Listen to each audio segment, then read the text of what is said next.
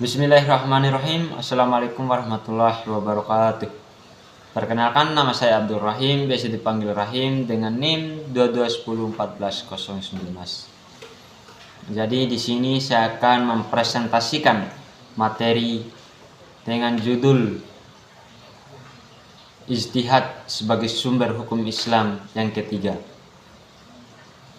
Jadi untuk mempersingkat waktu, saya akan membahas secara terperinci tentang ijtihad. Baik, langsung saja untuk mempersingkat waktu. Pengertian ijtihad. Sebelum membahas fungsi ijtihad sebagai sumber hukum Islam, kita perlu mengetahui pengertian ijtihad terlebih dahulu.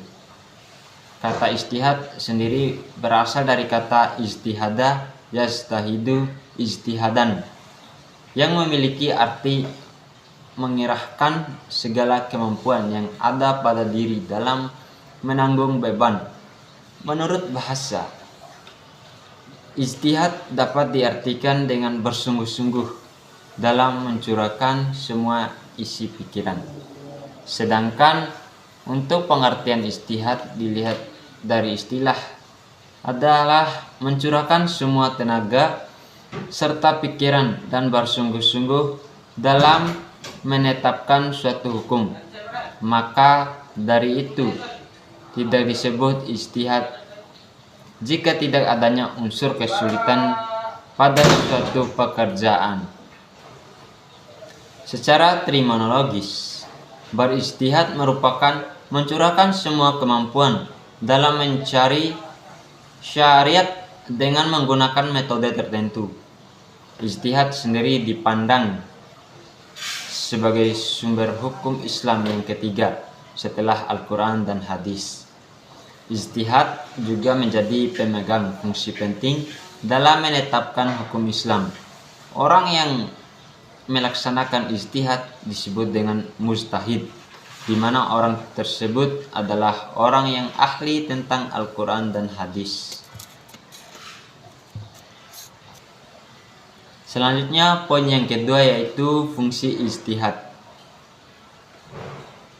Fungsi ijtihad sebagai sumber hukum Islam dipandang sebagai sumber hukum ketiga setelah Al-Quran dan hadis. Fungsi ijtihad sebagai sumber hukum Islam adalah untuk mendapatkan sebuah solusi hukum jika ada suatu masalah yang harus ditetapkan hukumnya, akan tetapi tidak ditemukan baik di Al-Quran atau hadis. Oleh karena itu, dari segi fungsi ijtihad sebagai sumber hukum Islam, ijtihad memiliki kedudukan dengan legalitas dalam Islam. Walaupun dengan demikian, ijtihad tidak dapat dilakukan oleh sembarang orang. Artinya, hanya orang-orang tertentu saja yang memenuhi syarat khusus yang boleh berijtihad. Beberapa syariat tersebut diantaranya adalah mempunyai pengetahuan yang luas dan mendalam, mempunyai pemahaman yang baik itu bahasa Arab, ilmu tafsir, ilmu fikih, dan tarikh atau sejarah. Selanjutnya, mengetahui cara mengistibatkan atau perumusan hukum dan melakukan qiyas. Selanjutnya, mempunyai akhlakul karimah.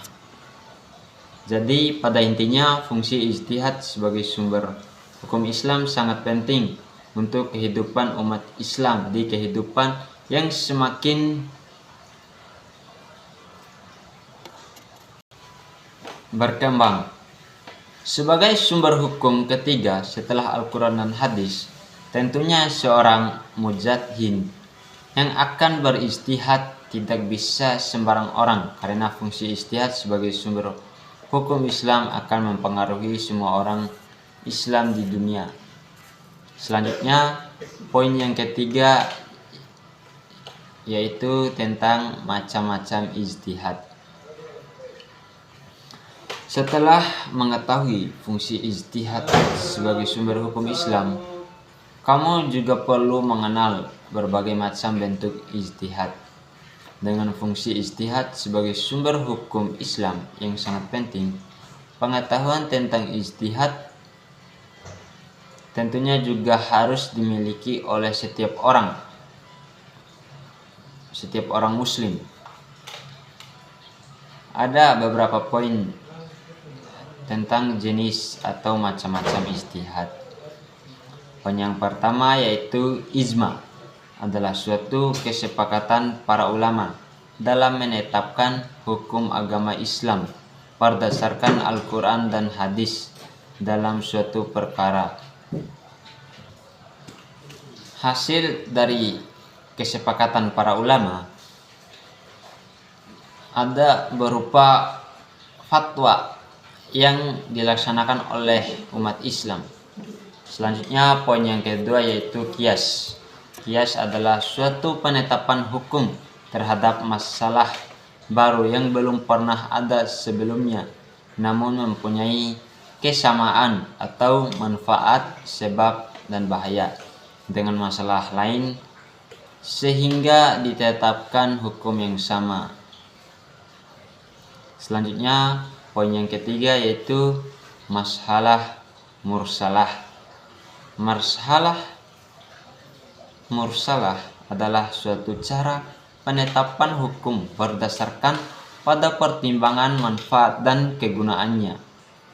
Selanjutnya poin yang keempat yaitu sudud jariyah. Sudud jariyah adalah suatu pemutusan hukum atas hal yang mubah, makruh atau haram demi kepentingan umat. Selanjutnya poin yang kelima yaitu istishab.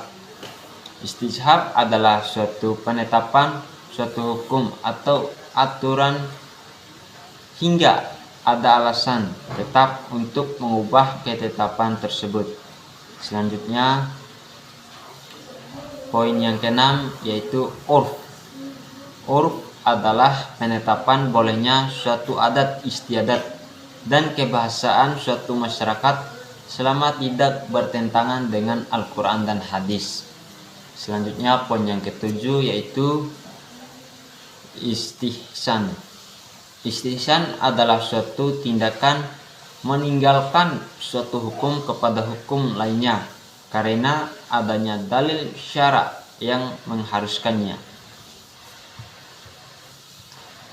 Adapun contoh istijah atau poin yang ketiga yaitu contoh ijtihad. Contoh ijtihad adalah suatu peristiwa yang pernah terjadi di zaman Khalifah Umar bin Khattab, yang mana pada saat itu para